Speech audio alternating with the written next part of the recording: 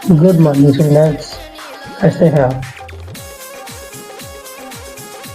जिस महान शख्सियत के बारे में आज हम आपको जानकारी देंगे लाइव, तो उसके बारे में कहना है। नींद अपनी खोकर जगाया हमको, नींद अपनी खोकर जगाया हमको, आंसू अपने गिरा कर हंसाया हमको, आंसू अपने गिरा कर हंसाया हमको। कभी मत भूलना, कभी मत भूलना उस शख्सियत को, गाना कहता बाबा साहब जिनको। जी हाँ, तो हम आज बात कर रहे हैं बोधिसत्व डॉक्टर भीमराव अम्बेडकर जी के बारे में। आज 6 दिसंबर 2024 का दिन है, जो रात के 3 बज चुके हैं और सोच रहे थे कुछ अच्छी जानकारी आप तक हम शेयर करें। कुछ जानकारी हम भी पाएंगे इससे। आज ही के दिन हमारे बाबा साहब डॉक्टर भीमराव अम्बेडकर का परिनिर्वाण दिवस मनाया जाता है। आज ही के दिन वो मोह माया,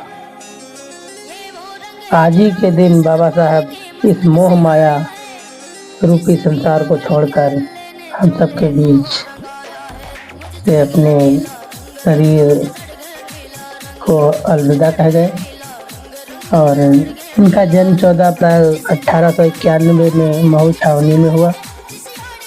स्थान जो कि अब बदल कर अम्बेडकर नगर मध्य प्रदेश रख दिया गया है। जन्म का नाम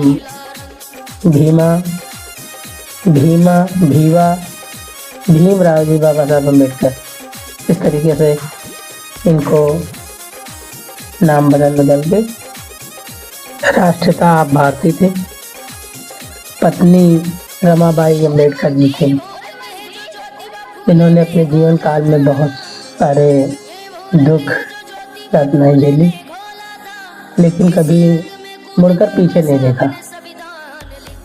कहते हैं एक बार ठोकर लगने से व्यक्ति टूट जाता है, लेकिन इनके जीवन काल में, लेकिन आपके जीवन काल में जितनी बार यातनाएं आई, इन्होंने हंसकर रहा।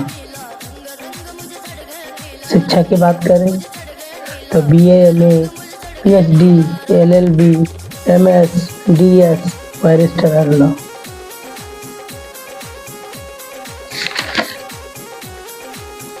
मुंबई विश्वविद्यालय से BA किया, कोलंबिया विश्वविद्यालय से MA किया, PhD LLD London school of economics.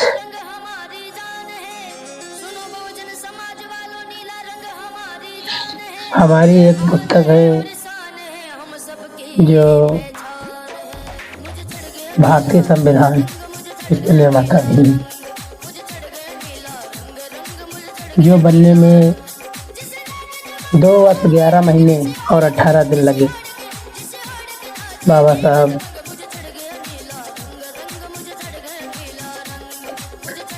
इनको पुरस्कार भी मिले। Bodhisattva Bharat Ratna, the grated India, और संविधान प्रारूप समिति के अध्यक्ष भी हैं जो बने।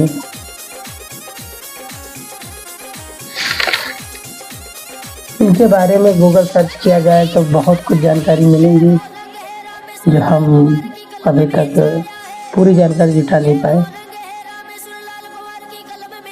लेकिन हमारे शंकराचार्य जी से आप सुनिए तो बहुत चीज़ें बताते हैं। बाबा साहब के कुछ अनमोल वचन भी थे, जिनमें से कुछ हम आपके सामने रखना चाहते हैं।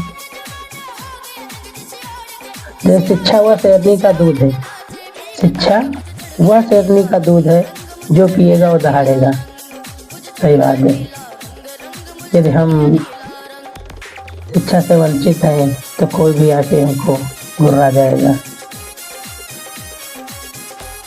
दूसरा है, इस दुनिया में गरीब वही है जो शिक्षित नहीं है, इसलिए आधी रोटी खा लेना, लेकिन अपने बच्चों को पढ़ा लेना, अपने बच्चों को पढ़ा लेना। नंबर 3, राजनीति में हिस्सा न लेने का सबसे बड़ा दंड ये है कि अयोग्य व्यक्ति आप पर शासन करने लगता है। जी हाँ, ये तीसरा अनमोल विचार है।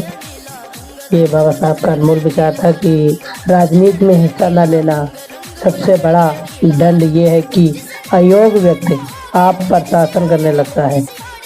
नंबर 4, मंदिर जाने वाली लंबी कतार। नंबर 4 है मंदिर जाने वाली लंबी कतार जिस दिन पुस्तकालय की ओर बढ़ेगी उस दिन मेरे इस देश को महाशक्ति बनने से कोई नहीं रोक सकता। सही बात है। एक यही वो रास्ता है जो हम लोगों को चुनना है कि हम अपने बच्चों को इस पावदान से इस पावदान तक कैसे लाएं जो आपसे छुपा नहीं है। नंबर 5 है यदि आप मन से स्वतंत्र हैं तभी आप वास्तव में स्वतंत्र हैं। यदि आप मन से स्वतंत्र हैं तभी आप वास्तव में स्वतंत्र हैं। ये 5वां मूल मंत्र था हमारे बाबा साहब का। नंबर 6 जो कौम नंबर 6 है जो कौम अपना इतिहास नहीं जानती वह कौम कभी अपना इतिहास बना नहीं सकती। बहुत सही। 7वां है शिक्षा महिलाओं के लिए उतनी ही जरूरी है जितनी पुरुषों के लिए। शिक्षा महिलाओं के लिए उतनी ही जरूरी है जितनी पुरुषों के लिए। नंबर 8 शिक्षित बनो, संगठित रहो, संघर्ष करो। शिक्षित बनो, संगठित रहो और संघर्ष करो। जी हाँ, यदि आप शिक्षित बनेंगे तो कोई दूर रहेगा नहीं। संगठित रहेंगे तो आप पर कोई प्रहार नहीं करेगा। संघर्ष करते रहोगे तो किसी की मिसाल नहीं कि आप पर राजी करें। नंबर 9 देश के विकास के लिए नौजवानों को आगे आना चाहिए। जी हाँ, बढ़ चढ़ के हिस्सा लेना चाहिए। नंबर 10 इतिहास गवाह है जब नैतिकता और अर्थशास्त्र के बीच संघर्ष हुआ है वहाँ जीत हमेशा अर्थशास्त्र की होती है। इतिहास गवाह है जब नैतिकता और अर्थशास्त्र के बीच संघर्ष हुआ है वहाँ जीत हमेशा अर्थशास्त्र की होती है। नंबर 11 हमारे संविधान में मत का अधिकार एक ऐसी ताकत है जो कि किसी ब्रह्मास्त्र से कम नहीं, जो कि किसी ब्रह्मास्त्र से कम नहीं, वो सबसे ज़्यादा ताकतवर है।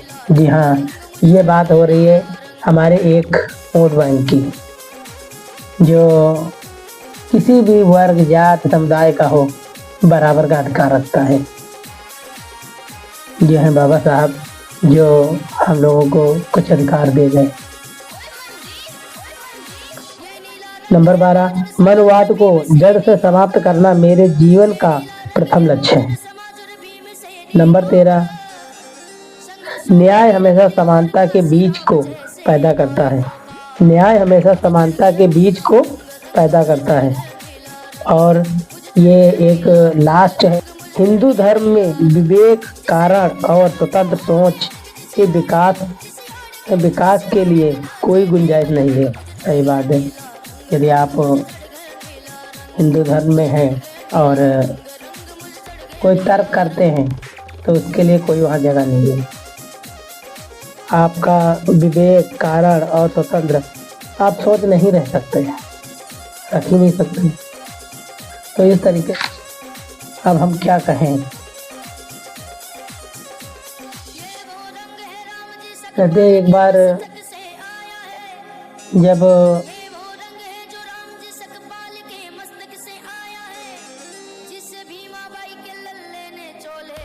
भारत और हिंदुस्तान के बीच संघर्ष चल रहा था तो इन्होंने 70-78% लोग कन्वेंस कर लिए थे और जो मत आया था वो भारत की तरफ आया था। भीमराव अम्बेडकर जी का बचपन का नाम सत्यपाल था और पिता रामजी राव, माता माता भीमाबाई। भीमराव अम्बेडकर जी के बचपन का नाम सत्यपाल था, पिता रामजी राव, माता भीमाबाई था। ये महान व्यक्ति थे।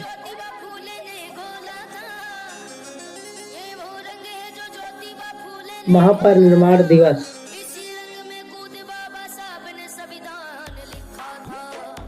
कुछ इसके बारे में जानकारी ले लेते हैं।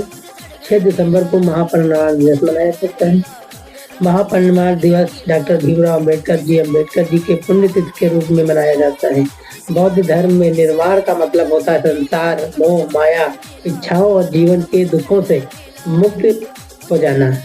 बौद्ध धर्म में भगवान बुद्ध की 80 साल की उम्र में मृत्यु को महापरिनिर्वाण दिवस कहा जाता है। परिनिर्वाण का अर्थ है कोई ऐसा व्यक्ति जिसने अपने जीवन काल में और मृत्यु तक पहले निर्वाण यानी कि स्वतंत्रता प्राप्त कर ली। में इसका अर्थ है परिनिर्वाण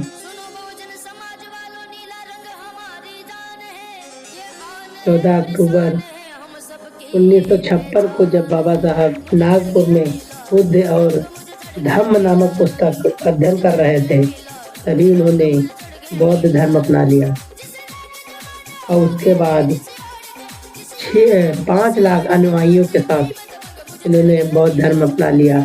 और एक समय आया 6 दिसंबर 1956 को जब इन्होंने संसार रूपी मोह माया को छोड़कर चले गए। बस वहीं से परिनिर्वाण दिवस मनाने जाने लगा। तो आपको ये जानकारी